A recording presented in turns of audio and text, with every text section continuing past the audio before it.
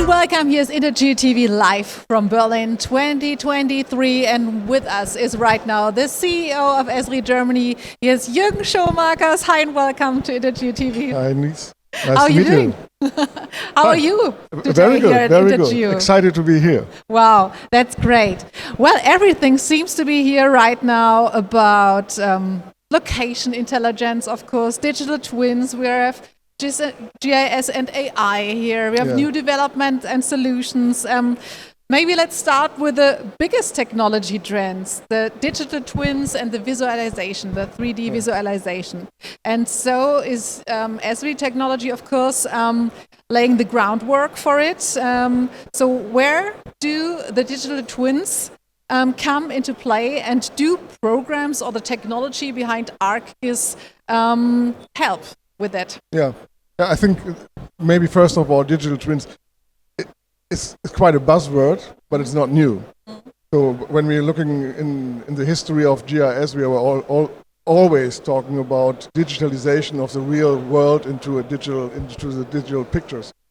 And therefore, digital twins is something from a basic concept we are doing already for years now. I think the new thing and the new area we are stepping into is that we are going into possibilities for data capturing, for bigger compute powers, for much more integration possibilities to connect digital twins. So as we had in the past, we had digital twins of buildings, or we had digital twins in manufacturing, or digital twins of cities. What we can do now, and this is something where Esri is really specialized on, is integrate it all and to have a connected twin, but also have connected living digital twins. I think that's one of the major developments we have at the moment, that I think we had a lot of static twins, so building a twin, using it, but today we have, with real-time data, with integration of new data, and of course with updating in real time, we have the possibility to make living digital twins. I think that's one of the major trends we are now in, and where we can help also with our technology. You just mentioned the major trends and the areas where digital twins play a crucial role. So let's have a look where they exactly help in decision making, because they really have a huge potential. So they are helping, for example, you just mentioned it, in a smart city, because there is everything about housing, it's everything about mobility, it's the climate in a smart city. So there's a crucial role for them. I think that's the major topic, so that we have the possibility now. I think today everybody is talking about sustainability. We heard it this morning in the keynote, that I think we are all in a very challenging world at the moment. So we have challenges coming from climate change, we have also challenges coming from crisis all over the world. And what we have today, we have the possibility to use location as a common language, to integrate it and to see relations between different areas of technology, different areas of using data, and to get to a higher information level with this new digital twin concept. And I think the possibility, for example, when we talk about real life examples, what we did recently in Prague, I think it was also mentioned today already. In Prague, Prague is one of the cities in Europe which has one of the biggest climate problems at the moment.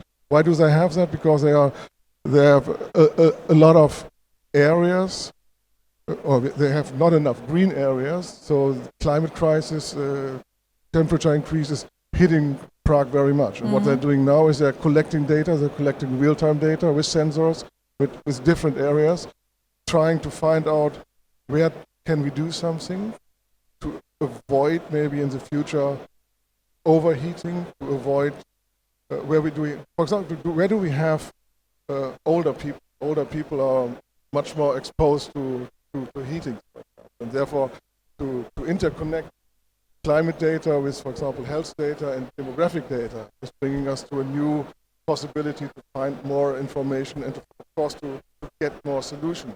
Yeah. So city developers, governances need digital twins and the mixed layers. You can find all of them in a digital twin. You just mentioned climate data, mobility of infrastructure, the data, and then you can do decisions. You can make decisions. That's one point. And I think the new thing is that in the past we had different areas working with their data. We had the city planners, we had the mobility guys, we had the infrastructure people all working with their data. But of course, to find better solutions, we have to integrate. You have to interconnect, as mentioned, demographic data with planning data, with climate data, with meteorological data, with infrastructure data, to get it all into one picture. Mm-hmm. And therefore, location is one of the major concepts to find the connection between this data. So and you get the big picture with a digital twin. Absolutely. Also, for example, in energy transition, also a very huge topic. So GIS enables then new insights for new renewable energy plants, for example, or for wind energy or water and so on. You can all find and detect that with location intelligence. Of course. I think it's very obvious. So you have it in the renewable area. We have big discussions about everybody wants renewable energy, but where do we build the windmills? Mm-hmm. And where do we position and locate them? Yeah. So there are a lot of questions. On the one side from the planning side. On the other side, it's also a big question, how do we communicate with people who are living in that area? Most of the people would like to have renewable energy, but they don't like to have a windmill in 100 meters in front of their house. That's one topic. The other topic is find possible areas for solar panels. That's, I think, everything in renewables where we have to build and rebuild infrastructure is important, but also to integrate these renewables into the grid, into the network is an important part. We are talking about now that we have, for example, in northern Germany, we are producing wind and we are using power through wind, but we need the energy in the south. Therefore, we have to build a connection between the north of Germany and the south of Germany. That means a lot of huge infrastructure investments, but also they're all in location. Where do we build the line?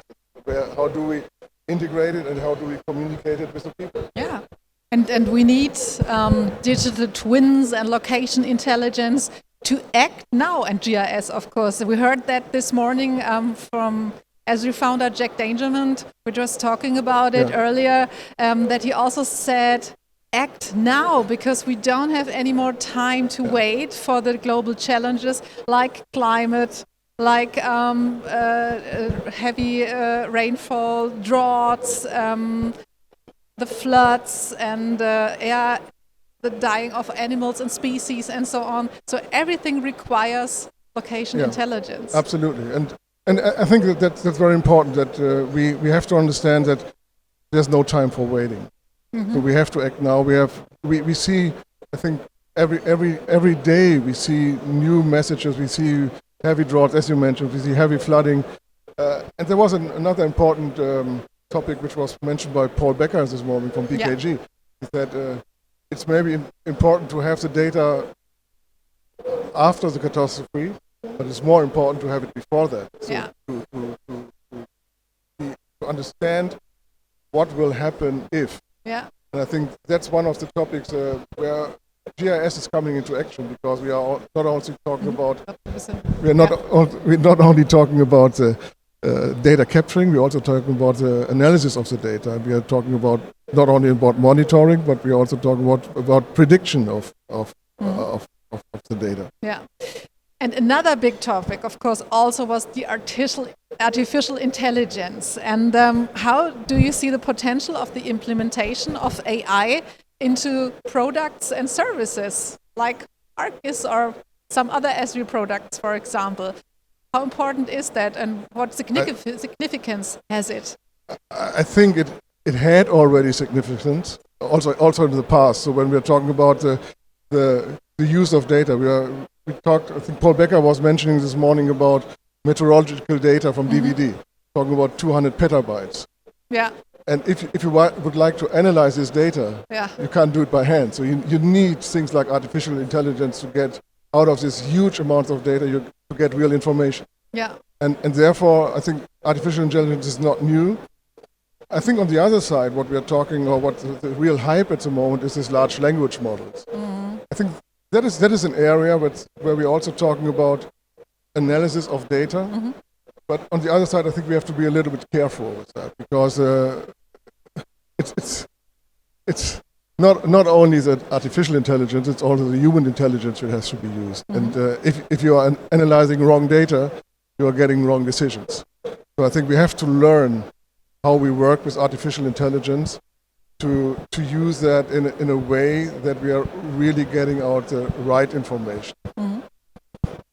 So we just were talking about the immense amount of data because of the better possibilities of data collecting. We were talking about AI, integrating AI into everyday's work. And do you think there are other technology trends or future trends that will appear within the next 3 or 5 years? Some more, I don't know, bigger drones, better sensors, better cameras with integrated AI and so Definitely. on. And I think this is perfect here at INTERGEO, because it's coming all together. We're talking about better possibilities to capture data, if it's coming from satellites or if it's coming from airborne surveying. So we are talking about better possibilities, better cameras, higher resolutions, of course, with better insights. And I think that will be one of the big areas where we will find, or we will see more and more data, more and more accurate data, more and more possibility also to use up-to-date and real-time data. So if you talk today about satellite images, they're good, but they're sometimes really old. So from my point of view, we will be running into an area where we get maybe real-time up-to-date data from satellite images. We heard this morning about drone possibilities, drones which will be able to use bigger and heavier systems in the future, and of course deliver better and more accurate data. And what are you really personally keen or looking forward to detect or discover here at INTERGEO? So what are you really looking most forward to? Yeah, I think it's not only the technology. I like technology, so I like to look around and see what's happening in the market. But INTERGEO, of course, is also a little bit family. So I think most important, especially after years of Corona, where we were all only working together digital, it's also nice to meet persons, colleagues, and friends in person. And to have a direct connection and a direct discussion. I think that is something I really enjoy here. Yeah.